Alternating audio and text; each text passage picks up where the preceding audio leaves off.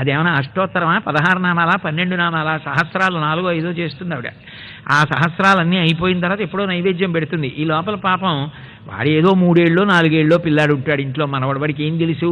వాడు వచ్చి నాన్నమ్మ ఒక్క బూరి పెట్టవా, ఓ బూరి పెట్టవా అని అక్కడ కూర్చుంటాడు. తప్పు, దేవుడికి పెట్టాలి, పెట్టకూడదు, పోతలకి అని కోడల్ని పిలిచి వీడి తీసుకుపోని. మాట్లాడకూడదు కదా, సౌజ్ఞలు ఏదో చప్పుడు చేసి గట్టిగా అంటుంటే వాడిని ఈట్ చేస్తున్నాడు, వాడు మళ్ళీ వస్తూ ఉండడం. పరమాత్మ చూశాడు, ఏమిటిది గోడ మీద బొమ్మలన్నీ అంటించేసి అవన్నీ వేలుపులే, అవే దేవతలు. నీ మనస్సు ఏమైనా ఒక్క క్షణం లగ్నమైందా చేస్తున్న పూజ మీద? ఇదంతా పూజ, ఇదంతా పెద్ద తంతు. ఇంట్లో చంటి పిల్లాడికి, వృద్ధుడు మామగారికి, వృద్ధురాలు అత్తగారికి ఎవరికీ పెట్టకుండా 3 సహస్రాల. ఎందుకు ఈ చాలస్తాం? ఆ వచ్చిన వాడికి ఓ చిన్న బూరి చేతిలో పెడితే భగవంతుడికి అని తిందాం, వాడికి ఎట్టేశావు అంటాడా? అంత కక్షతో ఉంటాడా భగవంతుడు? ఆయన మహాకరుణామూర్తి అని శాస్త్రాలు చెప్తున్నాయా?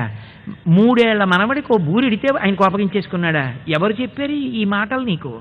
అందుకని ఆయన ఏం చేశాడంటే, ఈవిడ కళ్ళు మూసుకుని ఉంది, ఆయన వచ్చి ఏం చేశాడంటే, ఆయన చాలా నిశ్శబ్దంగా వస్తాడు, చౌర్యం కదా.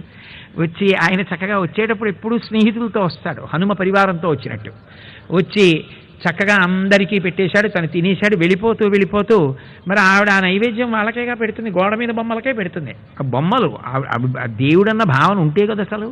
దేవుడన్న భావన అంటే ఒక ఉపచారమే గంట పడుతుంది. పాదయోహో పాద్యం సమర్పయామి అంటే భగవంతుడి పాదాలు కనపడి భార్య నీళ్లు పోస్తుంటే, కాళ్ళు కడుగుతుంటే, ఆయన పాదములు చేతికి తగులుతుంటే ఆ తీర్థం తీసుకుని ఆ పాదాలు ఉత్తరీయంతో తుడిచి పారాణి పెట్టి బొట్టు పెట్టి ఇవన్నీ చేస్తుంటే మనసు నిజంగా అక్కడ నిలబడితే ఒక్క ఉపచారం దగ్గర మనసు ధ్యానంలో లయమైపోతుంది. అది లేనప్పుడు పాదయోహ పాద్యం సమర్పయామి, హస్తయోహ అర్ఘ్యం సమర్పయామి, ఖయాచమనీయం సమర్పయామి, శుద్ధోదక స్నానం సమర్పయామి, తమలపాకుతో నీళ్లు టకా టకా టకా ఇలా అంటుంటే అయిపోయింది పూజ. అది తంతా పూజ. ఎవడకు కావాలి? పరమేశ్వరుడికి అది కావాలా?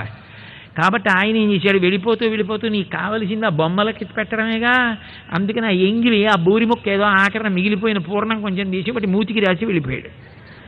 అదిగో తిన్నాయి ఎంగిలి, చూడు అదిగో తింటేనేగా మూతులకు అంటుకున్నాయి, నీకు తృప్తే కదా. అసలు తినేసింది వీళ్ళు. అంటే ఎక్కడ చూస్తావో పరమాత్మని?